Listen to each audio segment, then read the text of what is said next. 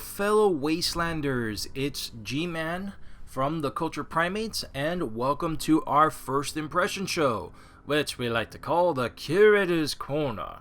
Yeah, sorry. Here I will give my thoughts and opinions of one of my personal picks or winners really, of the E3 of this year, which is, of course, as you're seeing here, Fallout 4. So this is going to be a really long game. It's going to take a while for me before I finish and get a review up, so I just wanted to share some experiences I had with the game so far. But not to worry, no spoilers will be given here. So let's begin, shall we? Now, compare this game to Fallout 3, where one of the obvious things besides that of like the graphics is that of the controls, really. Fallout 3 was extremely stiff. This is obviously apparent because of the fact that it was like early on into the last gen Xbox and PS3, where they can only do so much with it as far as the controls go. But the game was extremely stiff. Barely felt at all like a competent shooter, whereas with this one it definitely feels more fluent, it feels smoother, definitely feels more, I think the best word to describe it overall is accessible. Like if you ever play Call of Duty or Bioshock Infinite even, this basically will be up your alley, and I would definitely recommend it if you never played any Fallout game overall. So if you're interested in playing this game, I'm just gonna tell you off the bat, at least consider it as far as a controls go, if that was your big worry, or if you even tried Fallout 3, because I was the same thing. I was definitely turned off by Fallout 3's controls. I tried playing it, I would just get frustrated, and I was like, fuck this game or whatever, this game plays like a piece of shit. But then you end up relying on yourself on really the main game staple, which is the VAT system. So the VAT system, I'll talk about it in a minute, but yeah, it feels definitely more of a competent shooter. The VAT system, it's definitely vastly different from Fallout 3, whereas instead of it just literally pausing time, it slows down time where you could pick headshots. So in the case of fighting those feral ghouls, I failed miserably by picking my shots off, whereas I would have had a better chance of just being confident in my own shooting abilities. That's as far as, at least with the control's sake. You can sprint now with this game. You have your one button melees. You can throw grenades. You have literally the same melee button, which is R1 in this game. You can actually throw grenades this time. As opposed to literally going back to your Pip-Boy, literally manually selecting it and all that annoying bullshit. So it's a lot more streamlined. I think that's another key word with this game as well, that I think that would sum this game up.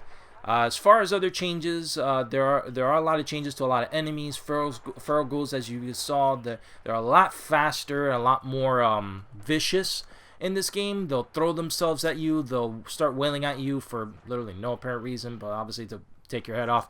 With Fallout 3, they were just kind of like the slow dumbling fucking zombies that we all known, but in here they're definitely a lot more of a challenge, and I like that change. They made a lot of changes to a lot of other enemies as well, like rad scorpions. They're fucking fearful as hell now, because now they actually burrow into the ground and actually come after you like fucking heat-seeking missiles. So that's another awesome change. Another change as well is with the leveling system. It's no longer bottled down to picking a perk and assigning numbers to a particular trait. I guess I was just trying to find a word for it, but I guess trait would be the best way to describe it. Like whether if you want to put more in endurance or whatever. Or so now you don't pick one or the other, it's now combined. So now you have what is called a perk chart.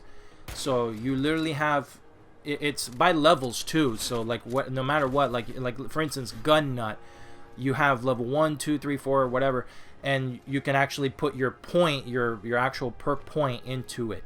So it makes it a lot more interesting in that effect. Some people don't like it. I don't. It doesn't matter to me in any way. I prefer the more streamlined. So I actually like it. So it doesn't really bother me at all. So I have absolutely no problem with that. So as long as this game is a lot more fun and more competent of a shooter, then it's great.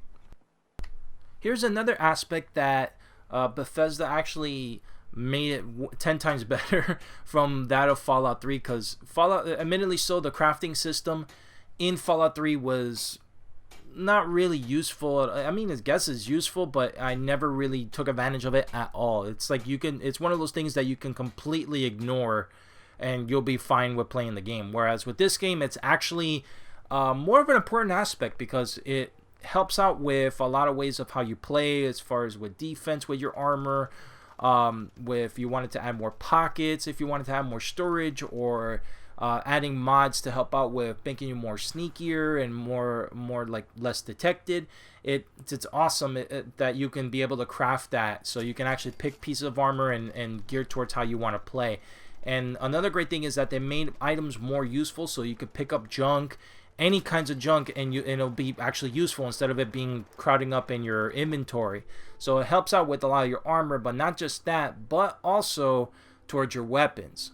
So with all these these useless pieces of junk that you could find, that can also actually help out with modifying your stock for your weapon, adding a larger magazine to carry more ammo, putting a sight where you can either have a red dot or maybe a glowing iron sight, which is awesome. It's just one of those nice little touches that they added to the game to make crafting a lot more useful and more like personalized.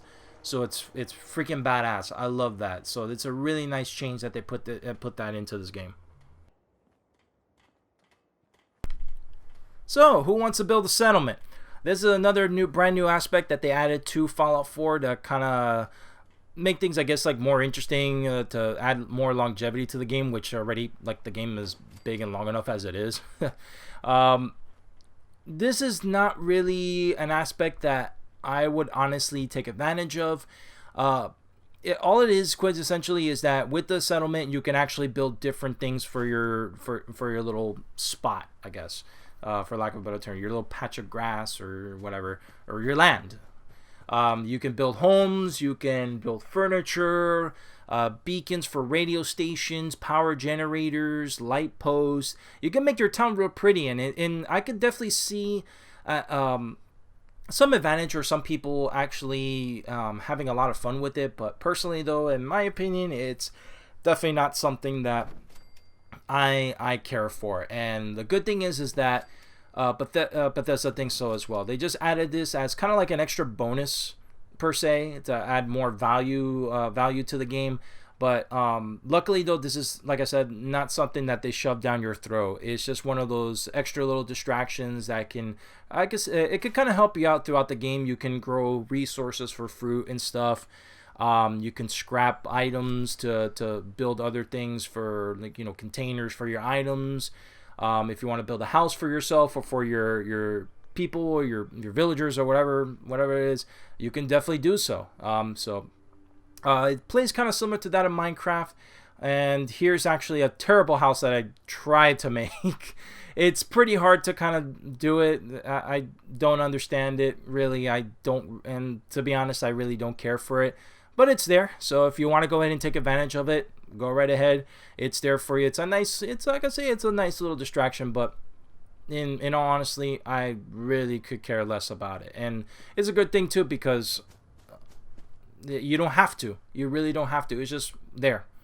So if you want to take advantage of it, have fun. If not, then it's whatever. One of the controversies that's been really apparent that I wanted to talk about is the graphics that a lot of people are complaining about with this game. And yeah, I do see what they're talking about. It is very muddy as far as the textures go, and there are quite a bit of glitches that do happen. But like that right there, like the fire, and you're seeing just nothing but heaping loads of pixels. Some can be quite annoying, while there's a lot of other ones that are actually quite funny. Like here, like all of a sudden on top of my roof is just a Brahmin just chilling there, a traveling caravan that just so happened to land on the roof of my house there. I don't know why, but that's just funny. Yeah, so glitches do happen. But luckily, though, there's nothing game breaking as far as the game goes. At least I haven't encountered anything that's game breaking, and just for no reason, for no apparent reason, it's just a teddy bear reading a magazine while pooping. Teddy bear reading a magazine while pooping. Morgan Freeman. All right. All right, so that's basically my overall thought on it. The game's a ton of fun. The graphics may not be next gen or the best graphics ever, and yes, glitches do happen in this game, but it's nothing that broke the game or deterred away from me having fun. It does break the immersion. You end up playing this game, and all of a sudden you see a weird glitch, and it brings you back to like, okay, yeah, I'm still playing a video game, but it's whatever. It's the trade-off, honestly. You're getting like an open world game where you could essentially do whatever the hell you want almost and have a ton of fun doing it. So that's gonna be about it, guys. So update the video here with the review once it's done. So thank you so much for watching. Bye bye.